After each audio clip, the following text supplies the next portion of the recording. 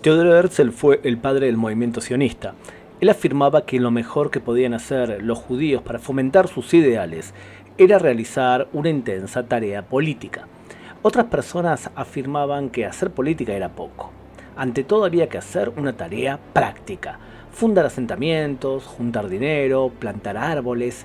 Estos eran los sionistas prácticos, frente a otros que eran los sionistas políticos. Esta discusión continuó hasta los días que el movimiento sionista comenzó a ser liderado por el gran Chaim Weizmann, quien opinaba que había que realizar ambas tareas, políticas y prácticas. Por eso lo conocemos a Weizmann como el creador del sionismo sintético. Chaim Azriel Weizmann nació de padres humildes en noviembre de 1874 en Motol, una aldea bastante atrasada en el Imperio Ruso Occidental, y fue el tercero de 15 hijos de Ezer Weizmann, un transportador de madera. Motol se ubicaba cerca de densos bosques, un entorno que inculcó en el niño un amor justamente por los árboles, cariño que persistiría el resto de su vida.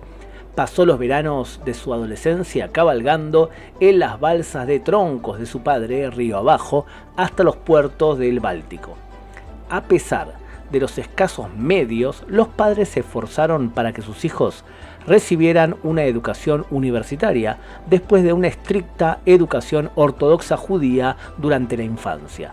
Todos, excepto uno de los niños, finalmente se convirtieron en científicos, médicos, dentistas, ingenieros y educadores. El propio Chaim, al cumplir 11 años, fue enviado a la escuela secundaria en la cercana Pinsk, donde un maestro de ciencias muy astuto alentó su inusual aptitud científica. Al matricularse en 1891, el joven estudiante, irritado por las cuotas universitarias que restringían las admisiones de personas judías, o sea que las limitaban, dejó Rusia para estudiar química en Alemania y Suiza, manteniéndose gracias a que enseñaba ciencias y ruso. Después de obtener el doctorado magna cum laude, o sea que era un fenómeno, en Friburgo, Suiza, en el año 1900, Weizmann enseñó química en la Universidad de Ginebra y al mismo tiempo se dedicó a la investigación de química orgánica, concentrándose en los colorantes y los aromáticos. Al vender varios descubrimientos patentados, o sea que inventó cosas, a finales de la década de 1890, solucionó un poco sus problemas económicos que continuaban y pudo ayudar a sus hermanos y hermanas menores en la universidad. En 1900 conoció en Ginebra a Vera Hatzmann, estudiante de medicina, y 6 años después se casaron y tuvieron 2 hijos. Weizmann se instaló en Inglaterra en 1904 tras asumir un cargo científico en la Universidad de Manchester. Durante la Primera Guerra Mundial brindó una valiosa ayuda a la industria de municiones de armas británica, que entonces necesitaba desesperadamente acetona, un ingrediente vital para producir armas, ideando un proceso para extraer el solvente de la acetona del maíz. Este logro ayudó notablemente a influir también en el gobierno británico, que estaba agradecido con Weizmann. Chaim Weizmann sentía un enorme respeto por la educación universitaria. Además, tenía un sueño: fundar una universidad de gran nivel en Israel. En el año 1884, durante la convención de la organización Jovevet Zion, o sea, los amantes de Sion, el profesor Hermann Tzvi Shapira, el mismo del Keren Kayemet de Israel, propuso la creación de una universidad judía. En 1902, Weizmann, en compañía de Bertolt Feiwel y Martin Buber, solicitan la rápida constitución y financiación de una universidad judía en Jerusalén. La piedra fundamental de la universidad fue colocada en el Monte Scopus en 1918 y el 1 de abril de 1925 tuvo lugar su acto inaugural, contando con la presencia de Lord Arthur Balfour, el poeta nacional hebreo Chaim Nachman Bialik y por supuesto Chaim Weizmann. Albert Einstein dictó la clase inaugural. El primer consejo de rectores de la Universidad Hebrea incluía a Albert Einstein, Sigmund Freud, Martin Buber y Chaim Weizmann. A propósito, Albert Einstein, amigo de Chaim Weizmann, fue gracias a este gran líder sionista, o sea, a Weizmann, que Einstein se transformó en un fuerte amigo de la causa para la creación de una patria judía. Tanto es así que hoy, si alguien utiliza el nombre Einstein, tiene que pagarle regalías de derecho, ¿y saben a quién va ese dinero? A la Universidad Hebrea de Jerusalén. Aunque Weizmann ganó renombre internacional como químico, fue como político sionista donde se hizo famoso. Desde su infancia se enamoró de las ideas sionistas. Fue elegido miembro del Consejo General, el Comité de Acciones, en 1905, aunque desempeñó solo un papel secundario en el movimiento hasta 1914. Luego, durante los primeros años de la Primera Guerra Mundial, se transformó en un líder del sionismo y además fue fundamental para que los sionistas recibiesen la Declaración Balfour de noviembre del 17, a favor esta declaración del establecimiento de un hogar nacional judío en Palestina. Weizmann, que había sido presidente de la Federación Sionista Inglesa, se convierte entonces en jefe de la Organización Sionista Mundial desde 1917. Mientras estaba en Jerusalén, viajó a Aqaba, lo que hoy es Jordania al sur, en junio de 1918 y se conoció con el emir Faisal de Yas. Luego fue el primer rey de Irak, para discutir la idea de una cooperación árabe-judía.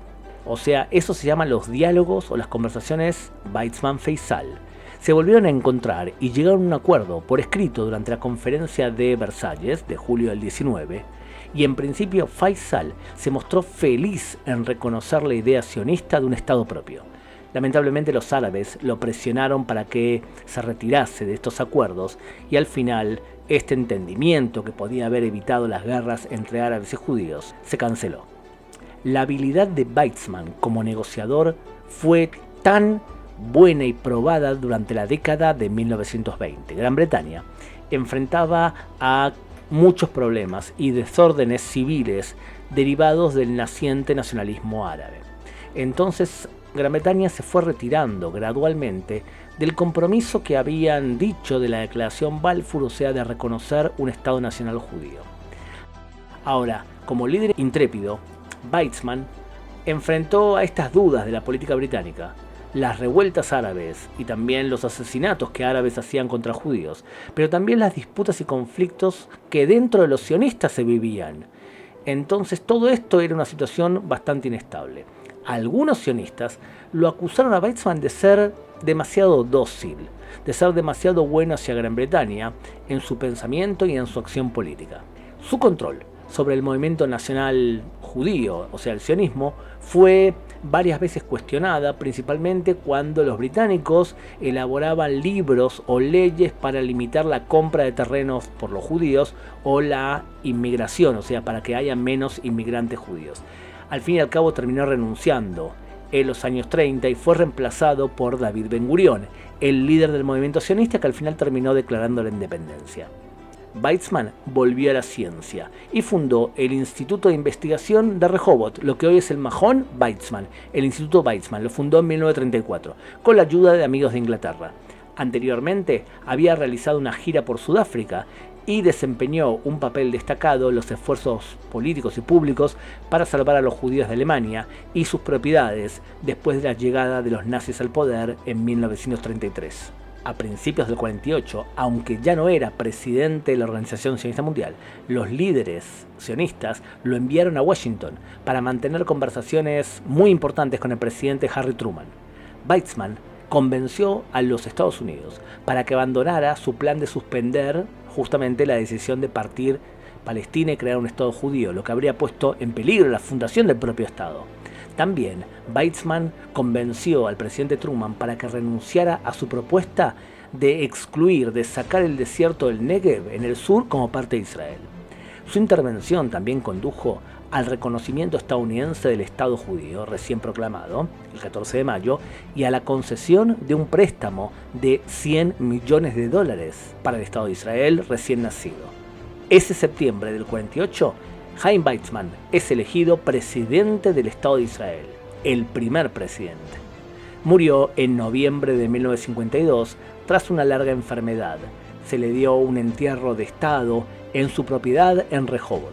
Más de 250.000 personas desfilaron para rendirle honores. La tumba, simple y sin adornos, es visitada por cientos de miles de visitantes anualmente. Weizmann fue fundamental para que los planes sionistas sean aceptados por las principales potencias del mundo. Sin Weizmann, muchos países no hubiesen reconocido a Israel.